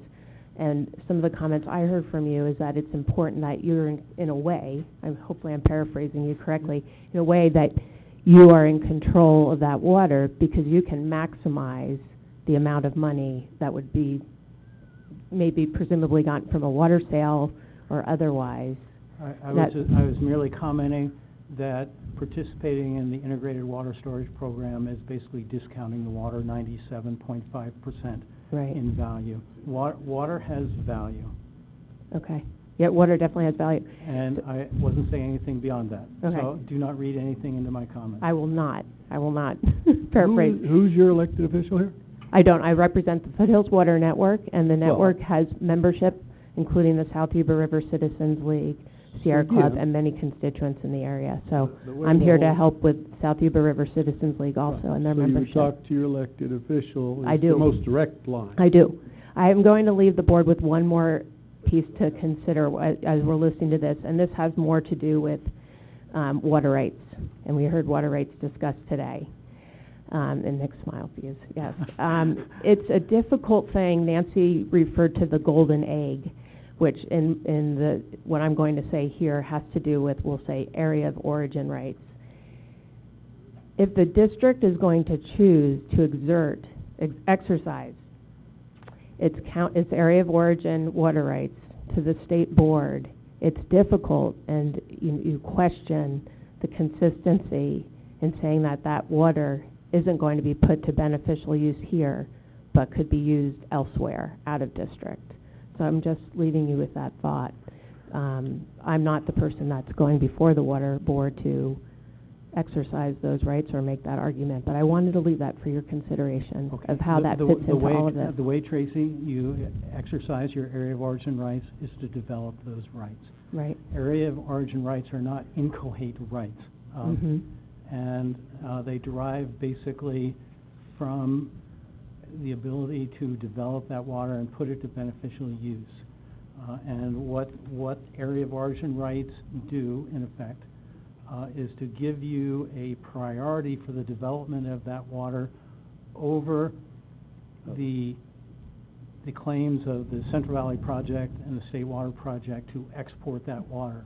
Right. So what area of origin rights do, in effect, is it makes the water rights of the two big projects, the Central Valley Project and the State Water Project, perpetually junior to those in the area of origin, only insofar as those rights are developed in the area of origin, put to beneficial use. And so there's a huge misconception as to what area of origin water rights apply to, but that's what they actually apply to.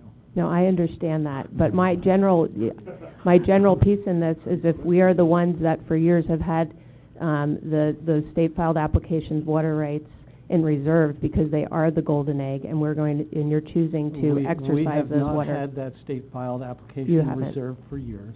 That state filed application has been sitting at the water board. It was originally filed for other purposes in 1927. It was there for our use, but we had to take the affirmative action of filing against that state filed application, which we have done. I just want to leave for your consideration because we know that it is an issue and a concern to have that kind of process and application to the California Water Commission.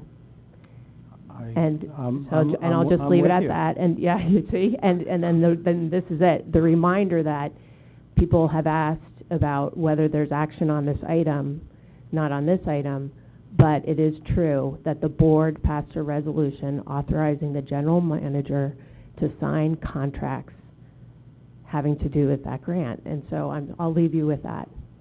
That's it. Fine. Thank you very much. I know I went over time there. And it turned into a discussion, but it was helpful. We're not timing here. And okay. And thank you. It was helpful. Thank you. This is the benefit of having these items in open session, I will admit, because then there can be some dialogue and perhaps some education that goes on. Betsy Lombard, Nevada City. I just wanted to ask with respect, Mr. Wilcox and Mr. Miller, to not interrupt each person when they're speaking before they're done. Thank you. good advice.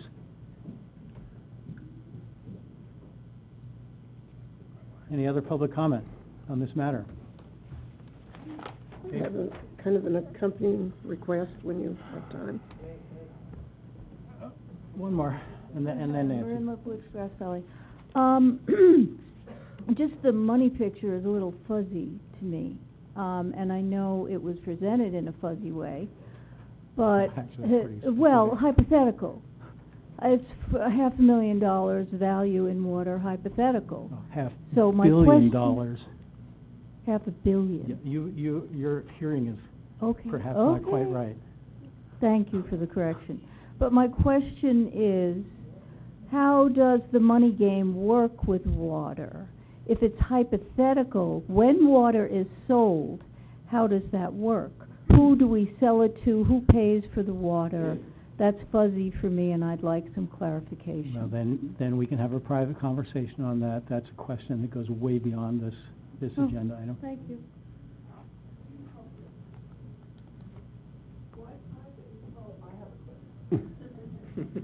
Because it's not on topic. And we're not selling it.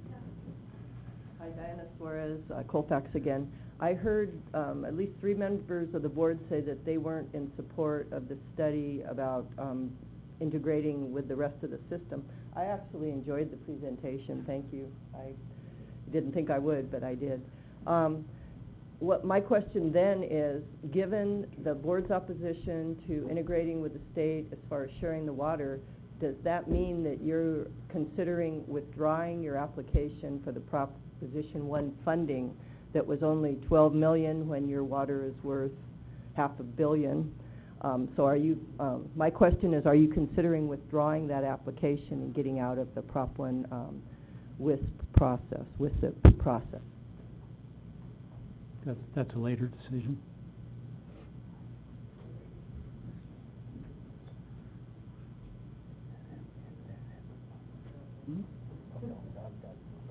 Okay. Sure. Okay. That's not an issue before us today. Okay. I'm going to move on to item number 4. Whoa. Oh, Nancy had Thank a you. question. Sorry. I apologize. Okay. So I have a request for a subsequent board meeting for information that I think needs to be aired. I think the ag community really needs to, I'm not trying to create chaos here, but I think the ag community needs to understand their vulnerability. So I would like us to have the drought contingency plan come before the board and then include the hardship committee guidelines with that too, please. That's all. Thank you. Okay.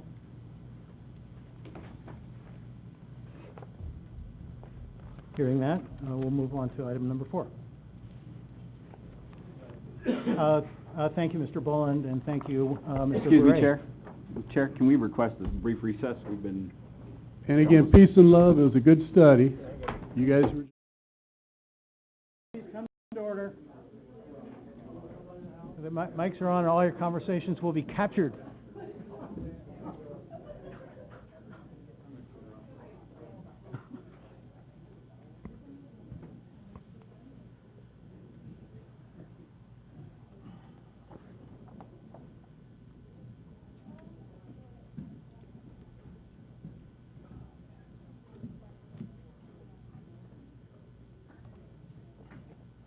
Sorry. Maybe not, but good for you. No? Not at all? I thought we got that same smile. Life being what it is. Mr. King. Morning, board, public, and staff. This is item 4. My name's Gary King. I'm engineering manager for the district. The item 4 is a Scotts Flat Spillway Phase 2 repairs financial tracking record 2094. The intent of this item is to approve a sole source contract with Alternative Structural Technologies in the amount of $142,320 for the Phase 2 repairs for Scotts Flat Spillway, and authorize the general manager to sign the appropriate documents. This is a regulatory required repair after damage occurred to our facility during the storm events this winter. These repairs are required by by DSOD and FERC. These facilities will, this will finish the current repairs to the facility, and we are currently studying the future repairs to the facility, long-term repairs.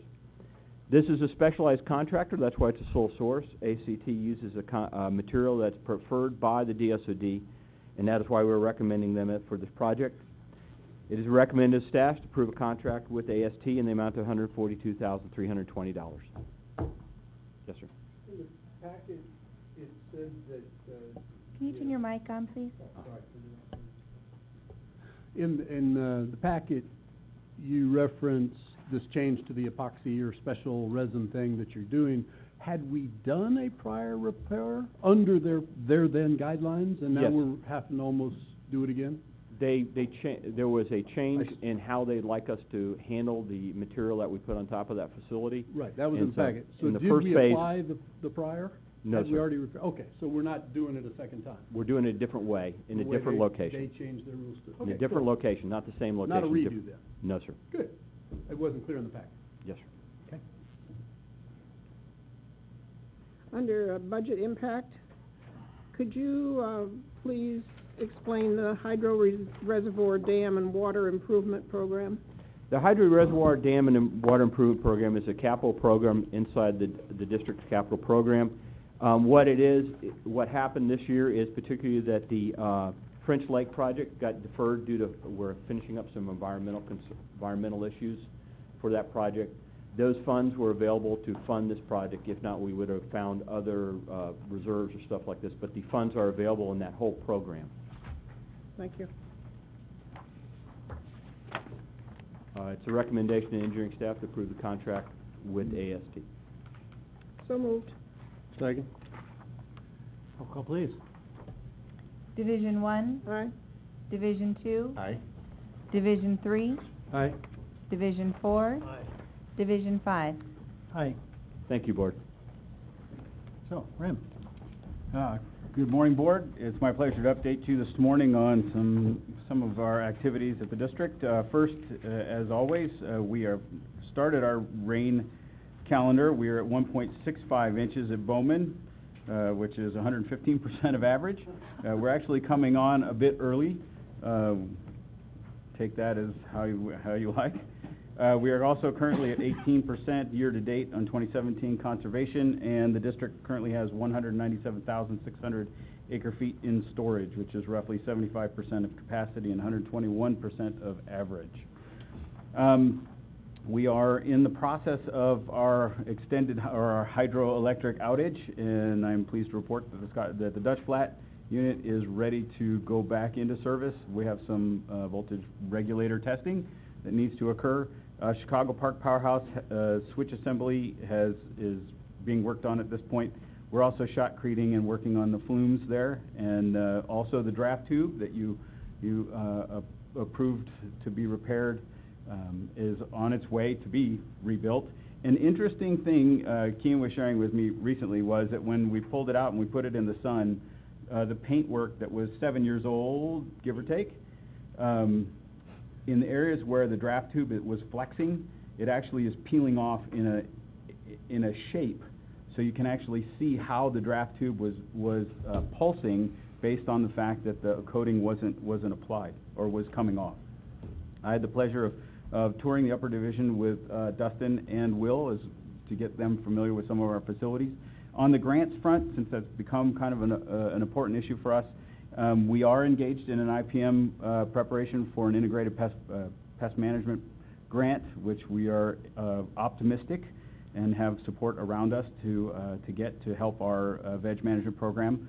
We're also providing support to Nevada Union High School for their Careers and Outdoors Programs grant. So that grant would go to the high school, and the district would provide opportunities for their students to come shadow some of our members, do some work with the district, work with NASA in the high country, but also to do some work within the normal operating functions. Also, NID has been invited back. We did a preliminary grant with Sierra Nevada Conservancy. They liked our timber harvest plan idea for Milton and English. They've invited us back for the full proposal. One that we are going to back away from is a FEMA OES grant. There was money inside that grant for some of our flume work and some of our preparedness activities around that. The fact that it requires CEQA and NEPA means that any monies that come out of that grant pretty much are consumed by those two regulatory events. NID is currently engaging with PCWA and City of Lincoln to discuss the OFER project alternative as well, and the Regional Water Supply Project, which is the Valley View Treatment Plant. We're currently looking at the three-party agreement and how that three-party agreement will move forward in time, and whether and how to sunset that agreement and put something more firm in place. As you remember, that agreement was only supposed to run for 5 years, and it was started in 2005, so we're well past its lifespan, and it's time for us to put something more permanent on the ground to protect those customers that are NID's responsibility within Lincoln. We have begun, actually, we're underway with the construction on Willow Creek, so if you're on your way down to Home Depot, you will see them putting in a pipe, and that is our commitment to Placer County and to those folks that are in south-north Auburn, that will see an increased firefighting pressure and flow for those folks. We did do the final walkthrough with residents on option 3, the Table Meadows project. That's scheduled for October 7th, so we're starting to make that turn. We know that there's a couple DFWLEs down there potentially, and it will also connect to the, God, I always get this wrong, Via del Sol? Via del Sol. Okay. Rodeo Flat Pump Station modifications are complete, and that's back in service. The Rattlesnake BEP has been slowed down a little bit due to some county requests, so the project's having to address some requirements from the county. And then we're setting up a meeting with Lodestar Victoria DFWLE to meet with them and go over the agreement for the road repair. We've also, in your boxes, you should have received the letters to the Alta Sierra property owners and the walkthrough for Table Meadows. And I believe that concludes my report. Thank you. Yes, sir. The Valley View Regional Project. Yes, sir. What committee is that going to come through? It most likely would come through the APC.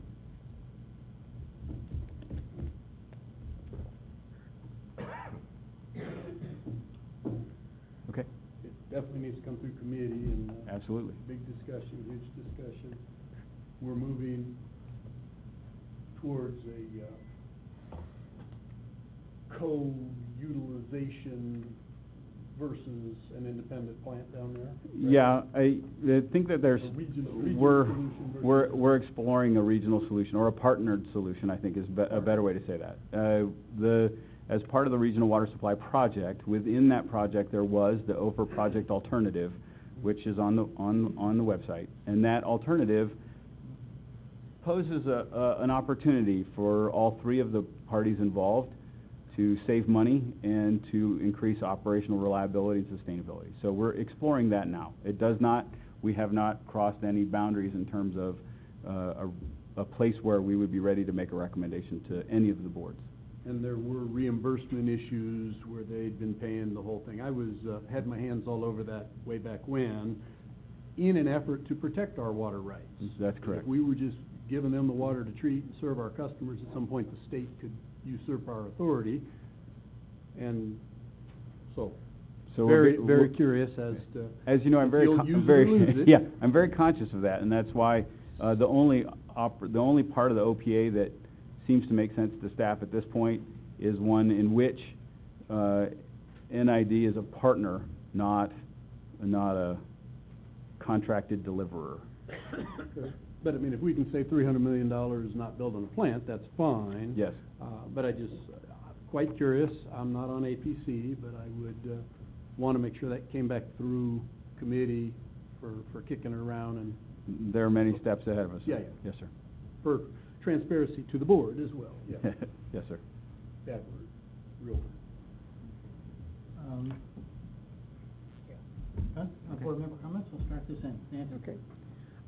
Last Sunday, I represented NID at the Cement Hill picnic, and of course, they're ever grateful that they got such a beautiful treated water line. Some happy people there, but one lady was quite unhappy and chastised me for our lack of transparency and also for our vegetation management practices. So I'd appreciate it if early on, when we get our new outreach person, communications person, if that could be a high priority to explain what we're doing with the vegetation management. Yes, ma'am. Okay, thank you. I have a request. A while ago in August, I asked for information on the cash reserve and on our reserves in general, and I got a report from Marvin, thank you. I'd like to get that at a board level where we all review it, if we could. And do you have something? I'm sorry. No, ma'am. That report was provided to all the board members. That's, I'm asking for it to be up for discussion, to be, come to the board, please, Okay. for discussion. And could we also have an update on the centennial budget, please? Probably ought to go back 2 years on that, you know, this year and last year. Okay. If we could, please. Thanks. Well, yeah, I do have a report. As Rem said, we went on a tour last Friday. Greg was there, Dustin and Rem and I. And it was a tour in the upper division. And I hear a lot of these areas, and I wanted to get them in my head a little bit, because some of these places I haven't been to, being from Placer County, been to visiting other than perhaps driving by. So we started out at the Loma Rica Water Treatment Plant, and Chip Close was there to give us the tour of the facility, and I was really impressed by the cleanliness of it. You know, I'm used to facilities. I used to be in a rice dryer and a rice mill. It's quite, there's quite a bit of difference with that. It was just really clean, and you know, the complexity of treating water and the simplicity at the same time is what I noticed.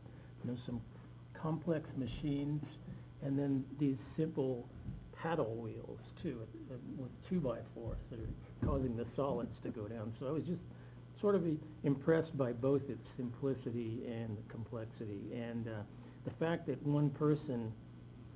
only one person was there, and they don't always have to be there. They go from plant to plant, and they're able to see what's occurring in a SCADA system. And after that, we went to the E. George system, which is similarly clean. And Chip was there, gave us a tour of that facility, and it was at the same time the same you know, the same complexity and simplicity. And I think last year we received reports on. We had a presentation on the what comes out of the plant right before it goes to the public, and how well the water is treated and how clean and pure it is. And I think it stems from starting with good water up here in the mountains. And people are very blessed to have the water that we have up here. If you go down in the valley, they're starting from water from the river, Sacramento River, so you can imagine the difference that you have in the water. We went to the Deer Creek Hydro Plant. That was an amazing feat of engineering, and according to RIM, that would serve potentially 5,000 houses, and I think it was built in the early 20th century. And 1903, I think, or before, wasn't it? That turbine, I guess. Is that turbine in there? Oh, I guess. I wasn't there. Yeah. Yeah, and so we didn't go inside, but you could hear the roar of it. That's on Deer Creek. You could hear the roar of it quite a ways away. But it was an amazing, I can imagine, amazing feat of engineering. We went to the Scotts Flat Campground after that. It was, and I've been to the Scotts Flat Campground many times. It's have never been there when there wasn't anybody there. It's in perfect order. I'm always amazed at how clean that place is as well. We did go out to the dam. We crossed the dam. I had never been on the dam because the first time I went, there's a sign there that says "keep out." So I had never been there. It says "keep out" to me means keep out. So I guess we had permission, and we crossed in over the dam and went to the spillway. And the gates were open at that time. I guess there were some gates that were put up. They're going to be discussing that at the WHO meeting, I think, in October. Yes. But in anticipation of the triathlon, the gates were open there. So I wanted to mention that. After that, we went to, I think we went to Scott's, we went to the ditch tender's house, showed that. And we went on a ride over Hill and Dale. I don't need to mention it. But besides being a great GM, Rem is a great driver over Hill and Dale. We took a shortcut, which I don't recommend. In a VW bus, I wouldn't. Yeah. But we made it safe. After that, we went to Bear Valley, up into Bear Valley. I've never been to Bear Valley. And we looked at the flumes that are, I guess, about 150 feet up in the air. And just an amazing bit of carpentry and engineering that goes to that flume. And we finally went to Fuller Lake. Beautiful little lake. I'd recommend people going there just to relax. And we, I guess we got back about 5 or 6. So I want to thank Rem for spending the time and getting all this stuff in my head so when we're talking about it, I can picture it. And us not dying on Cashew Road. Oh. Yeah. Glad you're on a road. It felt like a cross-country. It was. At certain points, it was pretty gnarly. I think it was, I would characterize it as a road to Burma. Yeah. But he did a great job. But fortunately, we weren't on a cliff. We were very safe in there. But, thanks, Rem, and Dustin, and Greg. John? No. Scott? Well, I mentioned the letters that are going out, I guess, to both the Lodestar and the Table Meadow folks. I had heard from people. Initially, we had, over the Lodestar, of course, there was all sorts of issues with the roads, and no good deed goes unpunished, always. Appreciate staff and the general manager bringing that to a successful closure with regards to nobody seems to be ranting and raving anymore about how we destroyed their roads when we dug up the roads to put in the pipe. But thank you to the board. These are infrastructures that the South County has long needed, and to the generosity and wisdom of this board and our co-efforts to extend water lines, these are examples of it. They were chlorinating the lines over on Table Meadow the other day. Again, everybody with the rains got fired up, like Gary, I'm sure, suffers with constantly. Don't know if they were calling you, but Steve French is always trying to quiet them down, a friend of mine, that we really are trying to get them the water and all that. So that, thank you. Again, these are the manifestations of many years of trying to get things, and the BEP, all these things going. Tying that in, I did to others, made a presentation that was lightly attended the other day, and we're probably going to do it again when there can be a larger audience, but to the board of the South County Chamber of Commerce. And they were, of course, before, it was a presentation about the Centennial Dam and asking their concerns and input and whatnot. And we started off with the BEP, and everybody is just thrilled. They actually stole one of my maps of where it is so that they know where the WLEs can come and attach. And anyway, nothing but support from the South County Chamber of Commerce. Very much foreseeing the reservoir and the dam project as being a good thing and a boon to the South County. Now, this is the Chamber talking. and I actually solicited them for possible letter of support type of thing, and they were quite amenable to that. So I'll be, to be, you know, we get the protest, but I think it would be nice to get some positive comments when our EIR comes out, but whatever. People question, and I understand, but yeah, here's another example where it's unanimous that the people that I represent are supporting of it, and these are the folks who are going to be impacted of it. Now, granted, nobody that lives right on the river was there, but the South Chamber was in favor, and we'll be glad to put that in writing. Yes, it was. You're shaking your head no. Yes, this is a fact. I was there. Don't know who the young lady is shaking her head no, but yeah, that's, so that was a pleasant interaction. I would just report on two things.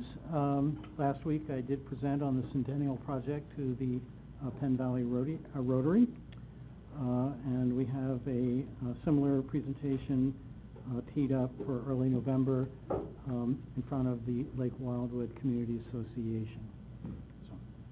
So, those are some upcoming events. So, at this point, hopefully it's on. So we're gonna, then you can turn it off. Yeah, then I can turn it off. Okay. So, are there any comments on items to be considered in closed lights session? are on, but you're not home. No, just an old song. Well, the lights are out. Directors and managers report? Is there a place to comment on the directors and managers report? No, there's not. Is that correct, Dustin? That's correct. If you can save it to the next meeting for public comment on non-agenda items, that would be your opportunity. I'm sure next week you do it now while it's happening. There's no legal obligation, that's up to the board. I'd acquiesce, I'm curious. I'm curious about what this gentleman has to say. It's out of order. I would follow Dustin's suggestion.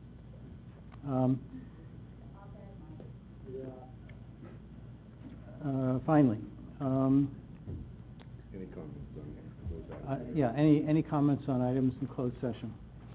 We have two closed session items: conference with legal counsel regarding South Sutter protest, and an item regarding South Yuba Canal acquisition of South Yuba Canal from PG&E. So, hearing no comments on those, I'll adjourn the meeting. And are we going to reconvene in the manager's conference room? We're going to reconvene in East Annex. East Annex. Okay. Where? For what? Reconvene the meeting where?